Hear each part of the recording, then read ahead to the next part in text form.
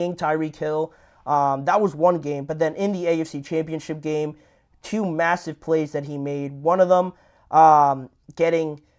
just irking Zay Flowers a little bit on that long pass he caught, forcing him to get an unsportsmanlike conduct called against him. That was one play. But then the biggest play, obviously, on the goal line, Zay Flowers tries to extend to get a touchdown. L'Jarius Sneed punches it out, and it goes out the back of the end zone for a touchback. So those two plays jump out right away to me. He had a great year last year, regular season and playoffs. He made a lot of impact plays, and that's why he's at number 4, and that's why he got paid so much this offseason. And then Ramsey at number 5.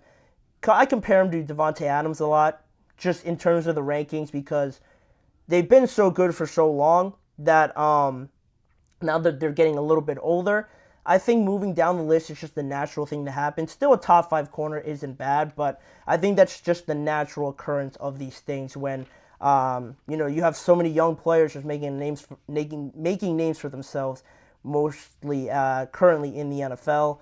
Then we get to the next side of it. At number 6, Trent McDuffie. A little surprised just because young player to be ranked so high. I wasn't expecting it, but he too made a lot of impact plays alongside L'Jarius Sneed in the playoffs. Had an amazing Super Bowl.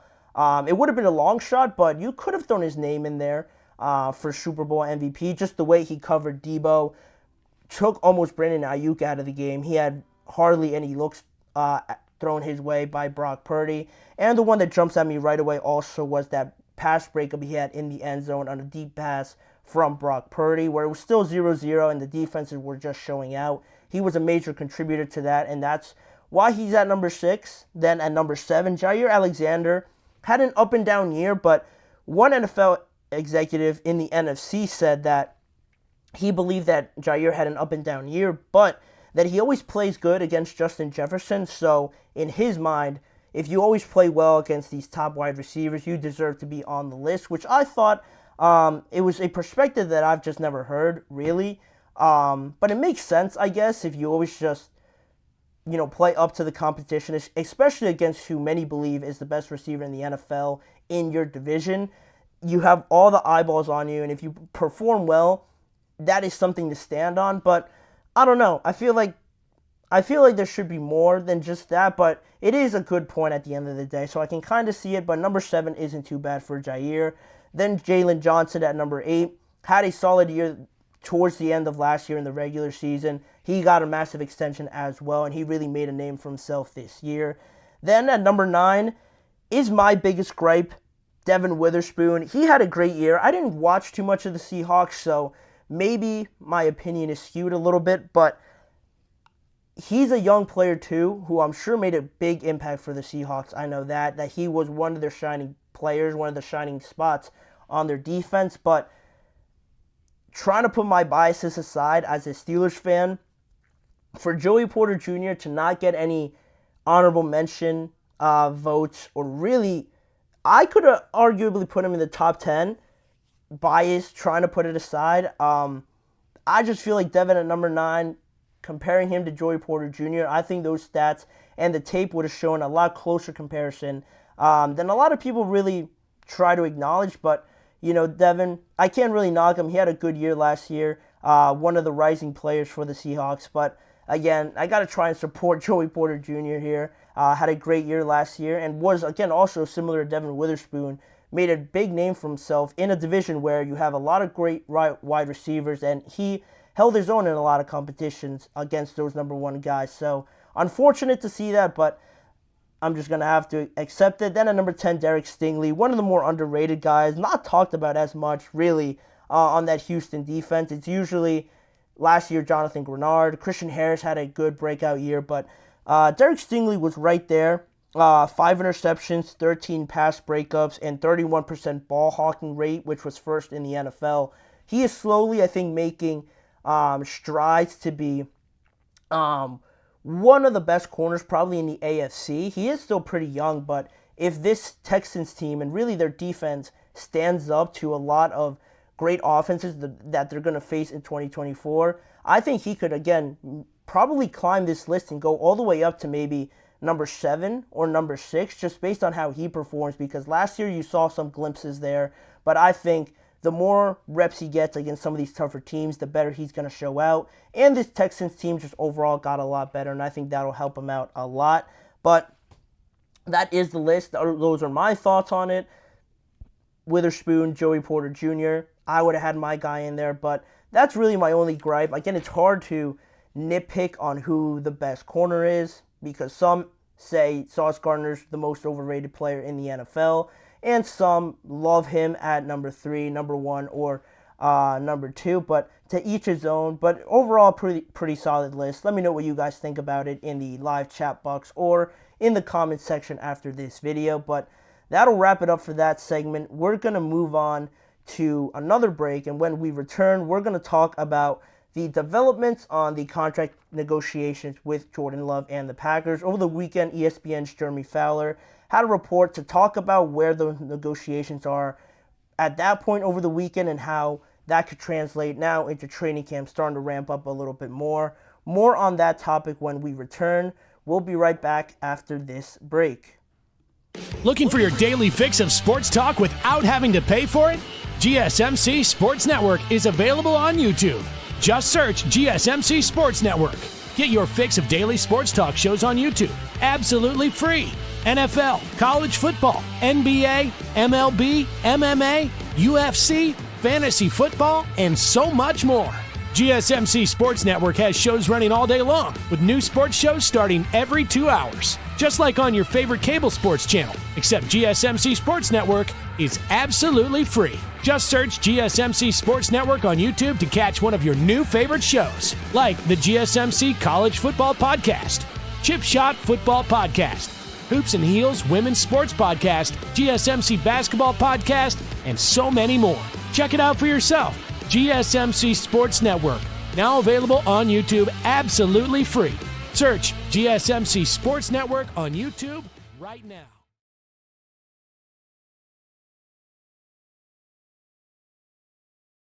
We are back here on the show to discuss one of the 3 remaining quarterbacks that need to get a contract extension done. I believe for the greater benefit of the quarterback, obviously, but also their team. That being Jordan Love and the Green Bay Packers. And I know there are more reports that came out just today on Jordan Love holding out of the practices that started today, and Adam Schefter talking about how close the deal could be. I'm going to touch on that more a little bit tomorrow, but I thought it was important to bring up what ESPN's Jeremy Fowler mentioned over the weekend on how these negotiations are going, because you get a lot of contrasting reports that I think each hold their value and that each can bring something to where we could make a final conclusion on what could happen on this situation with Jordan Love and the Green Bay Packers. Because like I mentioned, Green Bay and Jordan Love are just one of 3 teams really trying to get a contract extension done for their quarterback right now. The other ones being the Miami Dolphins in Tua, Dallas, and Dak Prescott for right now. And with that being said, I do recall the Dolphins and Green Bay being the 2 teams, not really the Cowboys, really the Dolphins and the Packers, mentioning that they'd ideally want to get these deals done before training camp, but obviously that deadline has now passed, at least for the Green Bay Packers, and still no announcements yet on anything being done right now. But with Green Bay reporting to camp yesterday on Sunday and now the first practice being held today, Jordan Love, obviously, I'm sure a lot of you guys saw, is holding out, so he is not practicing. He informed the Green Bay Packers of that over the weekend, and now we're left wondering where we can go from here. If the deadline has already passed to get it done before training camp, you don't want to carry this on too much, because Matt LaFleur even mentioned it today that they had to make a quick pivot now and try to arrange everything now to not have Jordan Love in there. And you don't want that. You'd want everybody to be there ideally.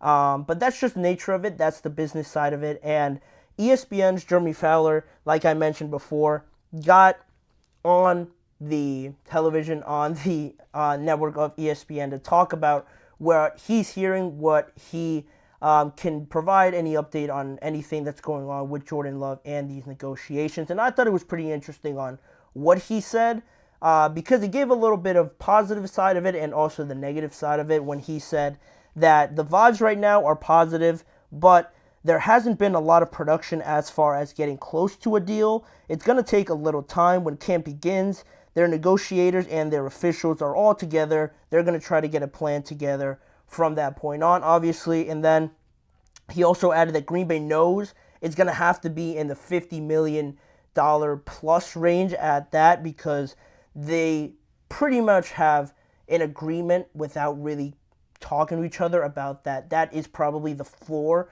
of what we're talking about when it comes to an extension for Jordan Love. And it's crazy to think about it now, because if you would have brought this up when this season started and you're talking about a contract extension for Jordan Love, you never would have brought up $50 million plus now. But how everything transpires and how crazy the offseason is, and just how phenomenal of a season Jordan Love had.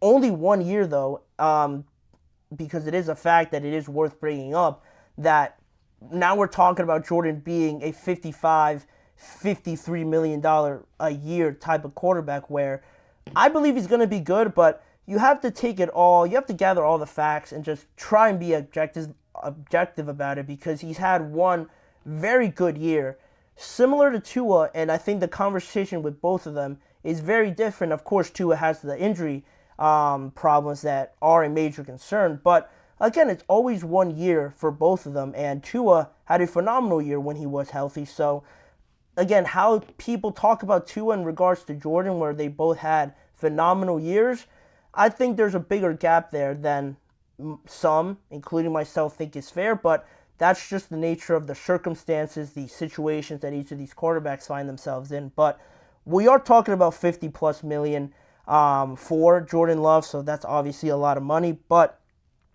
Green Bay Packers general manager Brian Gutekunst said in June that both sides wanted the same thing, and he really emphasized that the stability at the quarterback position allows for the security he seeks to build the rest of their team, which is a great point that he brings up, especially with a young team like the Packers, because knowing and truly believing that you have their guy, and I think a lot of people believe that Jordan Love can reach a talent level of that of Aaron Rodgers, because a lot of the throws and a lot of the plays he make, weirdly enough, look similar. And I guess it's not too weird learning from Aaron Rodgers, but it is a little spooky how similar they look when they play. But when you have that stability, like Gutekunst said, at that position with a young team, you really know where you're going in terms of trajectory, on projecting where this team can be in 3 years, 4 years, if you get a long-term extension done.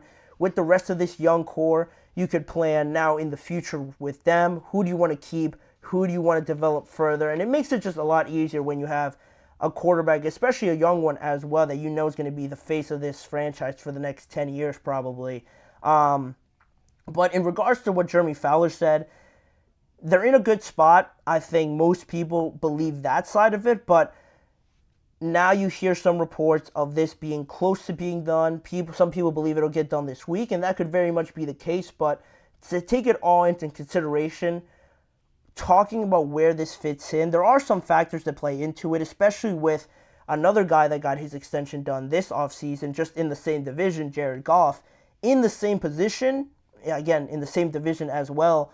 I expect, if anything's going to be done sooner rather than later, I expect it to be at least $53 million per year, exactly the same that Jared Goff got this offseason, because of those facts that there's always going to be that comparison in the division, in the same position as well. Jared, obviously the Lions got further than the Green Bay Packers, and they're a lot further, I think, along in terms of building up this roster, because the Packers are still super young, and they got to a position where nobody thought they would be, whereas with the Lions, you thought it was doubtful, but I think it was more believable that the Lions could get to an NFC Championship game that they ended up with. But with that being the case, there's always going to be that comparison now going forward for however long these guys are squaring off against each other. And based on the years that they had, very similar numbers, very successful, exceeding a lot of people's expectations. With the comparisons, people are always going to look at if Jordan Love is making more than Jared, or if Jared is still making more than Jordan. That is always going to be something that plays into the conversation when you're bringing them up. I'm sure both of them are going to be asked about it, how it affects them in a matter in terms of the financial side of things. So I expect Jordan to at least get that. And if you're Jordan Love, you're never going to say it, but I'm sure he'll take himself over anybody. And I'm sure looking at the season that he had, he'll bet on himself. And if Jared's making that, and I believe that he believes that that team that they have in Green Bay can go toe-to-toe with the Lions, why shouldn't he be making $53 million also, if not more, for the Green Bay Packers? You could even argue that Jordan is more pivotal for the Packers than Jared Goff is for the Detroit Lions, because in a lot of people's minds, I feel like nobody thought Jared would get that amount of money, and I'm sure people also believe that you could stick a lot of quarterbacks in that position and they be as good as Jared Goff or even better than him, whereas with the Packers, I don't think that's the case in a lot of people's minds. But I thought Jared's deal was acceptable because of the way he fits in with that team.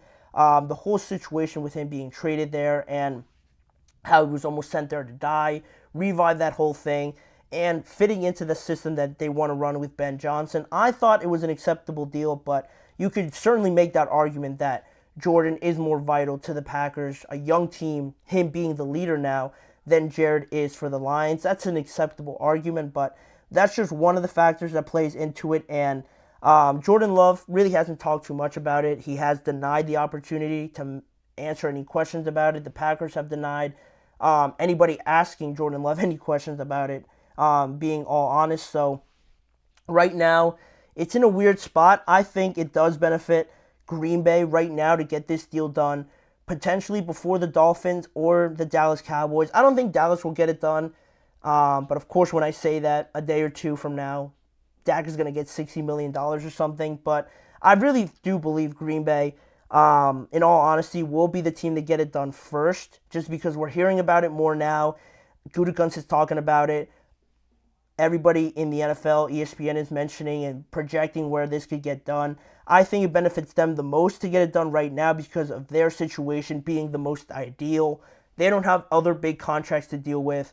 Other than Kenny Clark that just got his major contract a day or two ago, they don't really have any other position making north of probably $15 million, $20 million. So because of that, this is the most ideal time to take advantage of all that extra room that you have now with a young team, a cheap team, to take advantage to pay your quarterback and, like Gutekunst said, have that stability and that security to go further and build this team around Jordan Love, knowing that you're going to have him guaranteed for the next 4 to 5 years.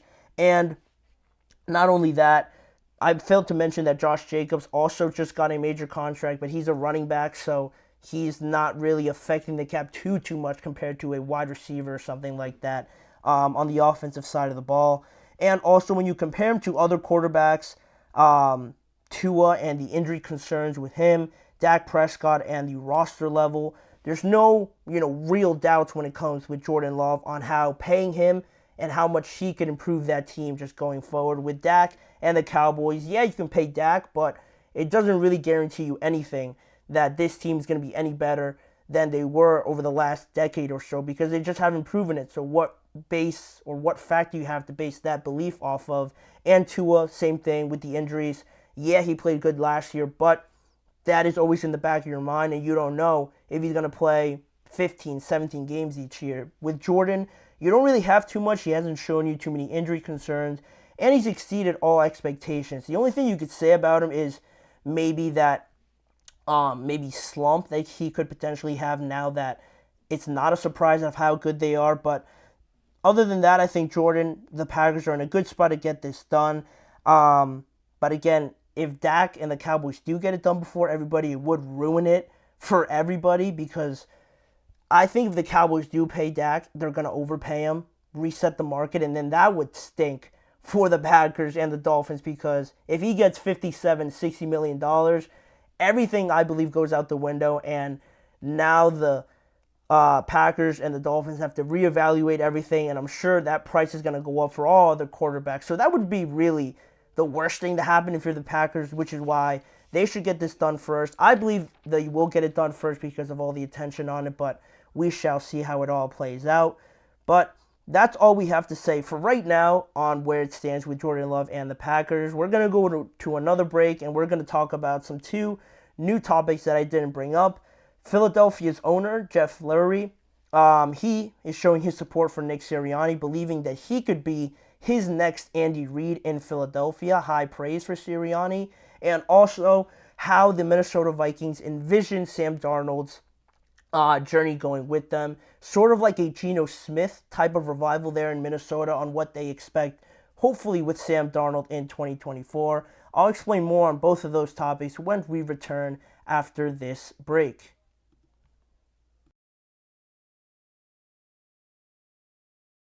For the best and latest podcasts available anywhere, go to the podcast app on your cell phone and type in GSMC to access free content-rich podcasts on health and wellness, book reviews, sports, entertainment, relationships, social media, movies, technology, finance, and even weird news. Subscribe and download the GSMC Podcast Network's family of shows, available everywhere podcasts are found.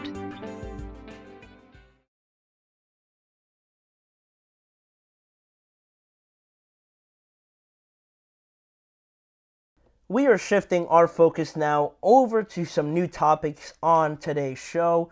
First off, on the Philadelphia Eagles, their owner, Jeff Lurie, mentioned the support that he has for Nick Sirianni recently during a time this offseason when people were trying to figure out, oddly enough, where Bill Belichick was supposed to go.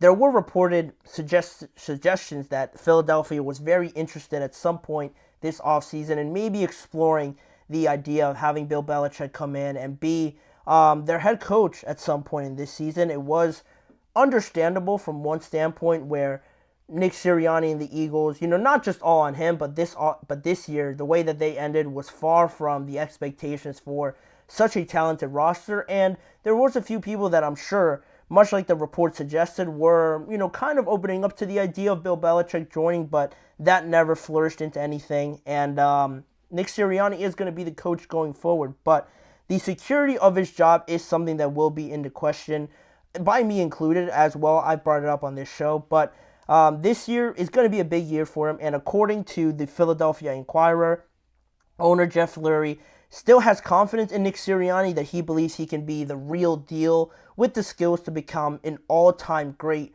for Philadelphia, according to the Philadelphia Inquirer, on how Jeff Lurie feels about Nick Sirianni going forward. And a little bit of a surprise for me. I just didn't expect those comments to come out. Of course, you want to support your coach going into such a big year, knowing that you retooled and revamped some of this roster, Saquon obviously being the biggest one, on the defensive side of the ball as well. And I think there was sort of a breakthrough in Nick Sirianni this year as well to kind of show some support for him as well, for my part, because I'm sure it was hard, that I talked about it last week, where he had to sort of swallow his ego, swallow his pride a little bit, and relinquish some of those play calling duties over to Kellen Moore coming in and really letting him take the reins of the offense now in 2024.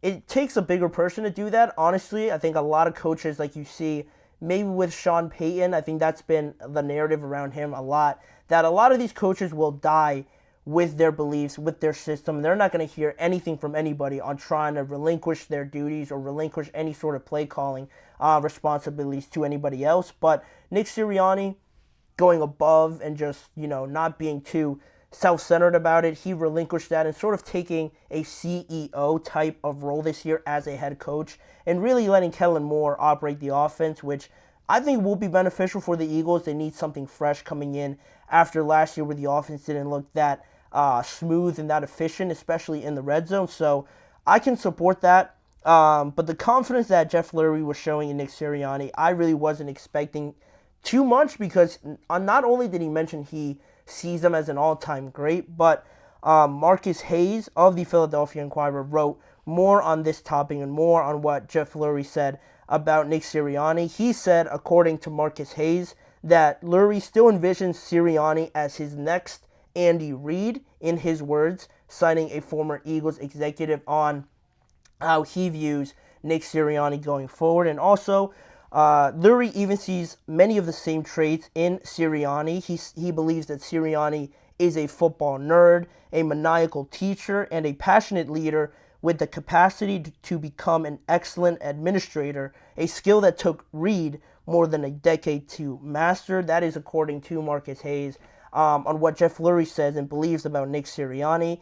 Here, Anthony Manzano writes, for you, who is the most underrated veteran quarterback in college football? The same for the running back, receiver, and tight end.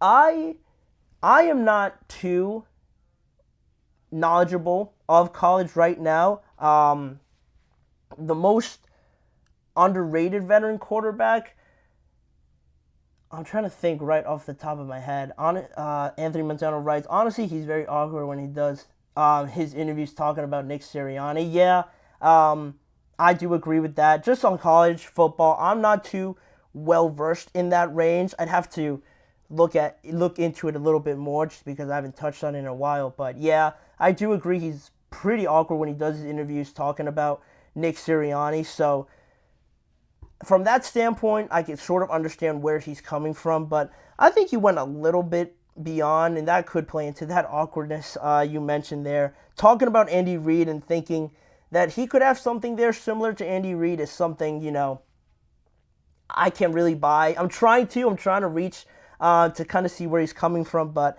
I think he might have overdone it there a bit because I can see him showing support to Nick Sirianni, especially after a rough season, but again, I can't jump on his side too much here. And also, Marcus Hayes continued to write on Jeff Lurie's beliefs about Sirianni by saying, Sirianni still has a superb potential as long as the coach can spend some time removed from the demands of developing an offense. And that's where we were going. That's where we started this by mentioning and applauding Nick Sirianni really on taking that step back really from his duties on offense to focus on everything else that comes with being a head coach, because at times you could make the argument that there was a lot on his plate and how he handled everything. It might have been too much, and how some reports I know were out there that that the relationship he had with some of his coaches, arguing, just the way that it all worked out there, I'm not sure that it was as ideal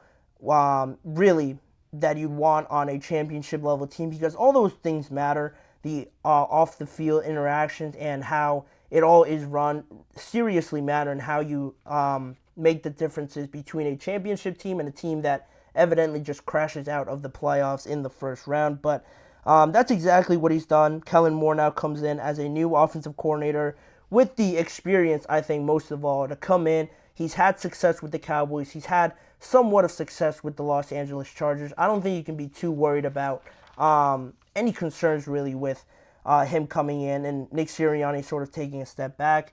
Anthony Manzano, where I live in Florida, I have a ton of Eagles fans around me, and they're starting to get tired of Nick Sirianni and his lack of adjustment during the games.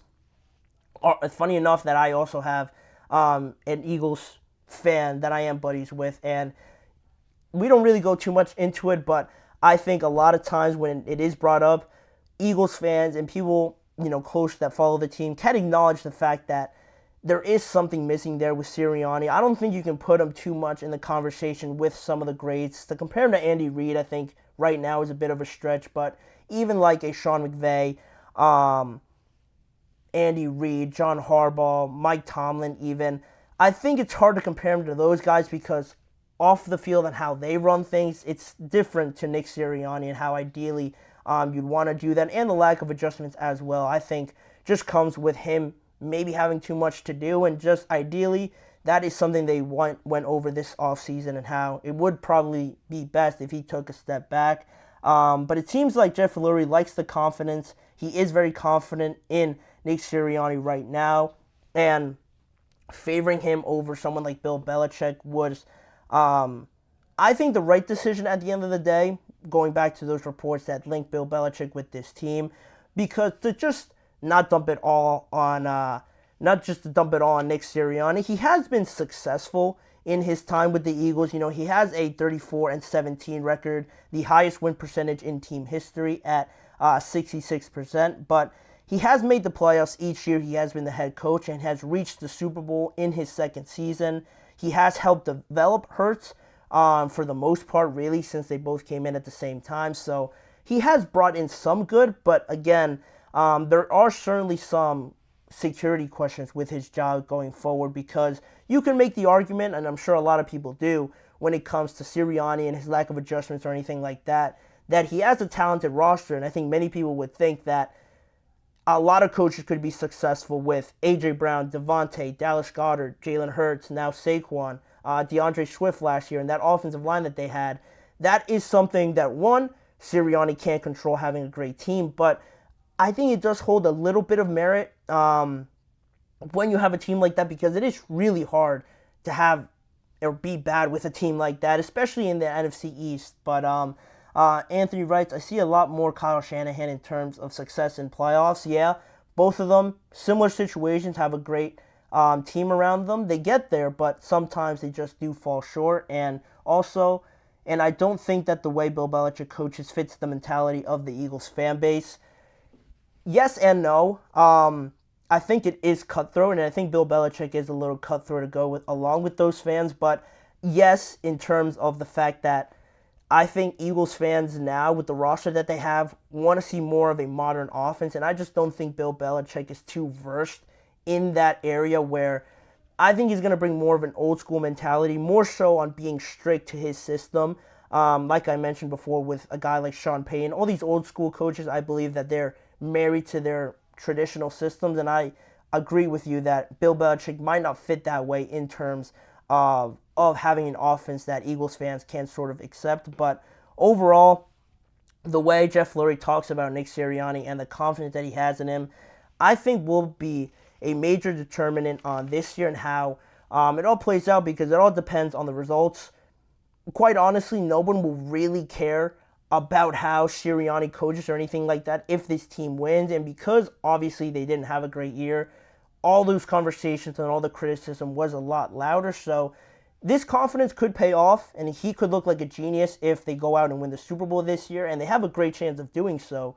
But again, there is that pressure there, because now you have to perform. There's really nowhere you can run because of Jalen Hurts signing that extension. They're not going to get rid of him. So if you underperform again, it will be, unfortunately, Nick Sirianni who will have to move on, because Eagles fans are going to demand something changes, and it's going to have to be Sirianni. So there is that pressure, but they have the weapons in place where they could be successful this year and very much compete in an NFC that's going to be super exciting to watch and super competitive as well. But I do see your question. I will get to that after. I do have to go to a break right now, but when we return, the last topic we're going to talk about is Minnesota and how they see this Sam Darnold dynamic going, envisioning a revival similar to that of Geno Smith in Seattle.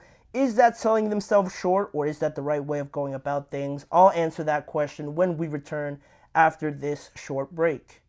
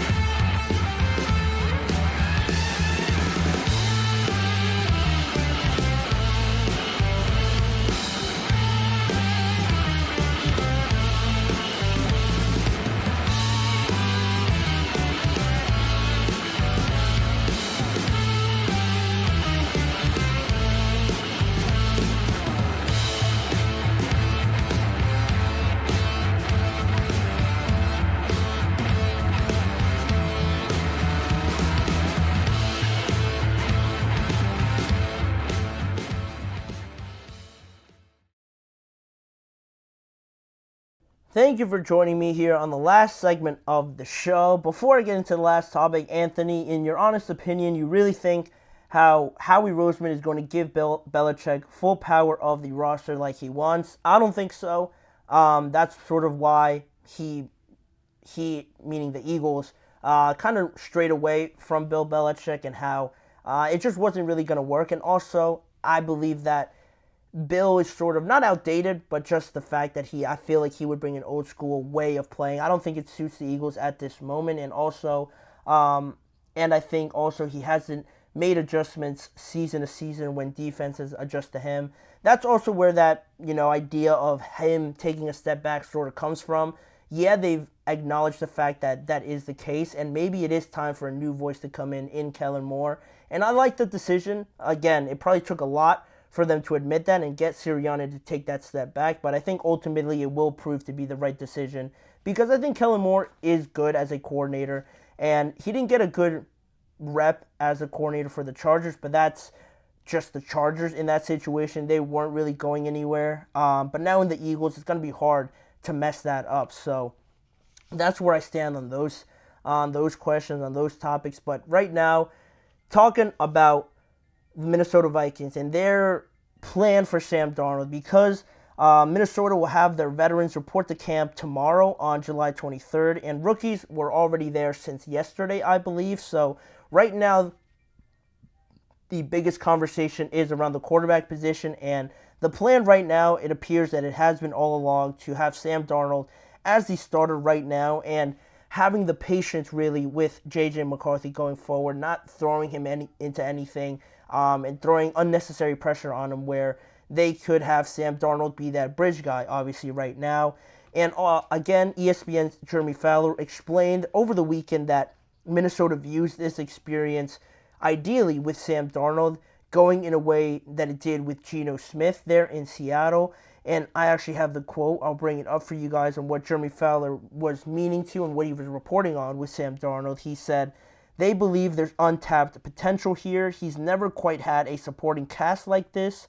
They're hoping maybe he can have a Geno Smith type impact like in Seattle. That second act where he had a good next career arc." And right away, bringing up that comparison, not too far off, I believe, just because if you look at both of them and how similar it has been, most of them, or both of them, I should say, have spent most of their career as backups after being traded. Geno Smith was drafted as the number 39 ranked player in the NFL draft, and Sam Darnold, same thing, mostly as a backup, started with the New York Jets, but that didn't really go too well at all. But he was drafted much higher than Sam, obviously, at number 3. But with Geno Smith, he went to different places. He was with the Jets, obviously, first. Then he was with the Giants. And then he went to Seattle eventually. And in 2022, as a 32-year-old at that point, he had a career year, throwing 30 touchdowns in that year, having a pretty solid season for the Seattle Seahawks as a 32-year-old, like I mentioned. And then he earned himself a multi-year extension with Seattle that he finds himself with, or in right now. And if you compare that career arc to Sam Darnold, again, has bounced around, has been with the 49ers, with the Panthers, and now with the Vikings. He is, in comparison to Geno Smith, he's only 27 years old right now, and and this is going to be his 4th team in the last 5 years, where he's just bounced around and hasn't been in a position to start really since Carolina, and that again just blew up in their face and just didn't work out right now. And Sam Darnold still at 27 years old, it's hard to really write him off because 27 is where most quarterbacks start to find their groove and really step into who they're going to be the rest of their career.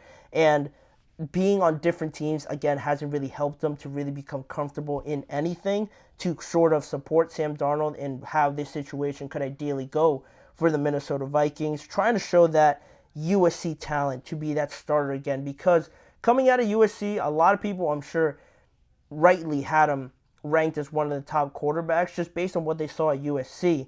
But really the biggest thing that Jeremy Fowler points out is the level of talent, the supporting cast, like he mentions, in Minnesota. He's never really had anything like that, anything close to that. Not with the Jets, because they drafted him in the typical situation where teams just draft quarterbacks and don't support them. Same thing that happened with the Jets. In Carolina, they really haven't had anything very much talent-wise at receiver, running back since Cam Newton or anything like that. The closest thing Sam's had to this level of supporting cast with Justin Jefferson, TJ Hawkinson, Jordan Addison, Aaron Jones has been with the 49ers, but he never played. It was Brock Purdy's team, and he never played and got a chance to play with those guys. But again, with the Panthers or with the Jets, he's never even had anything close to someone like Jordan Addison even, or TJ Hawkinson. So now that you have all these weapons, why can't we give Sam Darnold a shot right now, right? You have nothing to lose.